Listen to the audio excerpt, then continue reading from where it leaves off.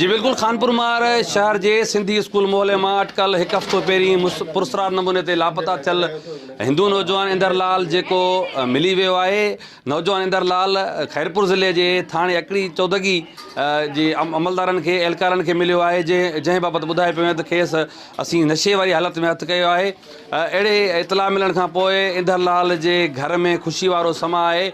संदसि घरवारी तोड़े अमड़ जेको तोड़े उन वटि जेको आहे सो पसगिरदाई जा जेके माण्हू आहिनि, संदसि माइट आहिनि, उहे बि मुबारकूं ॾियण जे लाइ पहुता आहिनि। असांजी माता साहिब ॾिनो मोटाए ॾाढी ख़ुशि आहे। 4 ॾींहं 8 ॾींहं ताईं रोटी पाणी सुकी वई असांजी। मां सुबुह 3 वॻे उथी करे वॾा माता खे पुछ के वॾायो हिते हाणे आहियूं, हिते ॿुधो त माना आयो आहे। अच्छा, फोन ते ॻाल्हाए ख़ुशी थी वई। हाँ माना ख़ुशी खणी हाँ ख़ुशी खणी आया हूँ। असां ग़रीब माण्हू जी पत रखी मालिक, बसि असांखे इहा ॾाढी ख़ुशी आहे। मुंहिंजो मुड़ुसु ॾिसे थो कुराड़ो, छा कयूं हाणे, भॻवानु असांखे ढकियो। असांजो भाउ आयो आहे, असांखे वॾी ख़ुशी आहे। वधायूं अथव, लख लख वधायूं मुंहिंजो। ॾाढो सुठो, अच्छा ॾाढो सुठो ई थी वियो न। सुठो पंहिंजे ॿारनि सां मिलियो अची न, सुठो ई थियो भाउ। भाउ मुंहिंजो भाइटियो आहे, मुंहिंजो पुटनि जहिड़ो आहे। मूंखे वॾी ख़ुशी थी, जीअं मूंखे भाइटे ज़ाल ॿुधाइण आई तीअं मां नचां पई पंहिंजे घर में। मूंखे ॾाढी ख़ुशी आहे। जी बिल्कुलु, तव्हां इंदरलाल जे घर में ख़ुशी वारो समा ॾिठो। हिते मौजूदु औरतूं तोड़े मर्द ख़ुशी विचां झूमी रहिया आहिनि ऐं हिक ॿिए खे मिठाइयूं तक़सीम करे रहिया आहिनि। कैमरामैन अलीजान सां गॾु